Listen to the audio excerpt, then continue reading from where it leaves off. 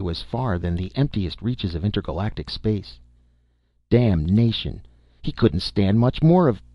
High over the roadway far ahead, a brilliant octagon flared red. That meant stop in any language. Cloud eased up his accelerator, eased down his mighty brakes. He pulled up at the control station, and a trimly uniformed officer made a gesture. "Sorry, sir," the policeman said, "but you'll have to detour here. There's a loose atomic vortex beside the road up ahead." "Oh, it's Dr. Cloud." Recognition flashed into the guard's eyes. "I didn't recognize you at first. You can go ahead, of course. It'll be 2 or 3 miles before you have to put on your armor. You'll know when better than anyone can tell you. They didn't tell us they were going to send for you. It's just a little new one, and the dope we got was that they were going to shove it off into the canyon with pressure." "They didn't send for me." Cloud tried to smile. "I'm just driving around. Haven't my armor along even, so I guess I might as well go back." He turned the special around. A loose vortex, new. There might be 100 of them, scattered over a radius of 200 miles. Sisters of the one that had murdered his family. The hellish spawn of that accursed number 11 vortex that damnably incompetent, bungling ass had tried to blow up. Into his mind there leapt a picture, wire sharp, of number 11 as he had last seen it, and simultaneously an idea hit him like a blow from a fist. He thought. Really thought. Now, cogently, intensely, clearly.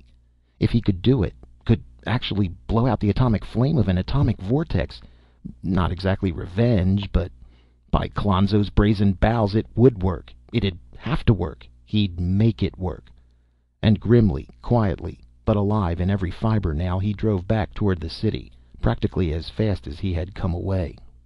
If the lensman was surprised at Cloud's sudden reappearance in the laboratory, he did not show it.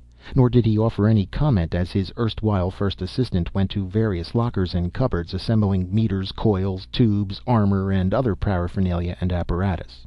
"Guess that's all I'll need, Chief," Cloud remarked finally. "Here's a blank check. If some of this stuff should happen to be in usable condition when I get done with it, fill it out to suit, will you?" "No." And the lensman tore up the check just as he had torn up the resignation.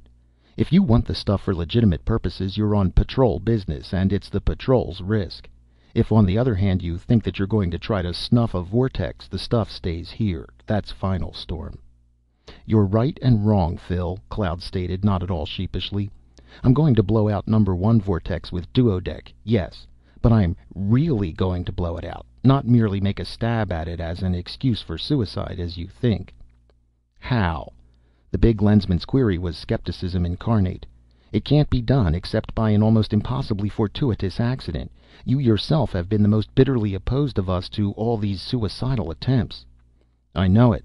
I didn't have the solution myself until a few hours ago. It hit me all at once. Funny, I never thought of it before. It's been right in sight all the time." "That's the way with most problems," the Chief admitted.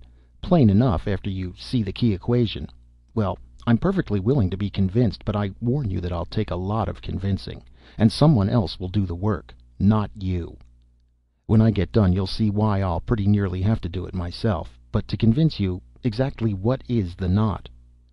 "Variability," snapped the older man. "To be effective, the charge of explosive at the moment of impact must match, within very close limits, the activity of the vortex itself. Too small a charge scatters it around in vortices which, while much smaller than the original, are still large enough to be self-sustaining. Too large a charge simply rekindles the original vortex, still larger, in its original crater. And the activity that must be matched varies so tremendously in magnitude, maxima and minima, and the cycle is so erratic, ranging from seconds to hours without discoverable rhyme or reason, that all attempts to do so at any predetermined instant have failed completely. Why, even Kinnison and Cardinge and the Conference of Scientists couldn't solve it, any more than they could work out a tractor beam that could be used as a tow line on one." "Not exactly," Cloud demurred. "They found that it could be forecast for a few seconds at least, length of time directly proportional to the length of the cycle in question, by an extension of the calculus of warped surfaces." "Humph," the lensman snorted. "So what? What good is a 10-second forecast when it takes a calculating machine an hour to solve the equations? Oh." He broke off, staring. "Oh," he repeated slowly. "I forgot that you're a lightning calculator, a mathematical prodigy from the day you were born, who never has to use a calculating machine even to compute an orbit. But there are other things." I'll say there are, plenty of them. I'd thought of the calculator angle before, of course, but there was a worse thing than variability to contend with. What? The lensman demanded. Fear, Cloud replied crisply. At the thought of a hand-to-hand battle with a vortex, my brain froze solid. Fear. The sheer, stark, natural human fear of death, that robs a man of the fine edge of control and brings on the very death that he is trying so hard to avoid. That's what had me stopped. Right. You may be right, the lensman pondered, his fingers drumming quietly upon his desk. And you are not afraid of death now, even subconsciously. But tell me, Storm, please, that you won't invite it. I will not invite it, sir, now that I've got a job to do. But that's as far as I'll go promising. I won't make any superhuman effort to avoid it. I'll take all due precautions for the sake of the job, but if it gets me, what the hell? The quicker it does, the better, the sooner I'll be with Joe. You believe that? Implicitly. The vortices are as good as gone, then. They haven't got any more chance than Boscone has of licking the patrol. I'm afraid so, almost glumly. The only way for it to get me is for me to make a mistake, and I don't feel any coming on. But what's your angle? The lensman asked, interest lighting his eyes. You can't use the customary attack. Your time will be too short. Like this. And taking down a sheet of drafting paper, Cloud sketched rapidly. This is the crater here, with the vortex at the bottom there. From the observer's instruments, or from a shielded setup of my own, I get my data on mass emission, maxima, minima, and so on.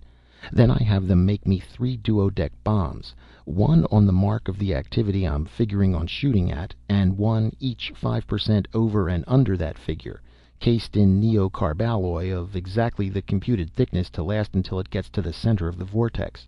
Then I take off in a flying suit, armored and shielded, say about here.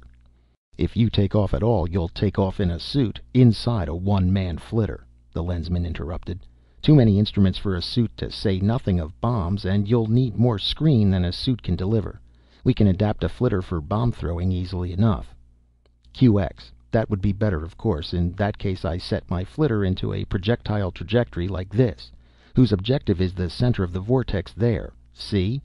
10 seconds or so away, at about this point, I take my instantaneous readings, solve the equations at that particular warped surface for some certain zero time.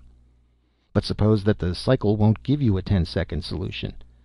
Then I'll swing around and try again until a long cycle does show up. QX. It will sometime. Sure. Then, having everything set for zero time and assuming that the activity is somewhere near my postulated value... Assume that it isn't. It probably won't be, the chief grunted. I accelerate or decelerate. Solving new equations all the while? Sure. Don't interrupt so. Until at zero time, the activity extrapolated to zero time matches one of my bombs. I cut that bomb loose, shoot myself off in a sharp curve, and zweet, powie, she's out, with an expressive sweeping gesture. You hope, the lensman was frankly dubious. And there you are, right in the middle of that explosion, with 2 duodec bombs outside your armor or just inside your flitter. Oh no, I've shot them away several seconds ago so that they explode somewhere else, nowhere near me. I hope, but do you realize just how busy a man you're going to be during those 10 or 12 seconds? Fully. Cloud's face grew somber. But I will be in full control. I won't be afraid of anything that can happen. Anything. And, he went on under his breath, that's the hell of it. QX, the lensman admitted finally. You can go. There are a lot of things you haven't mentioned, but you'll probably be able to work them out as you go along.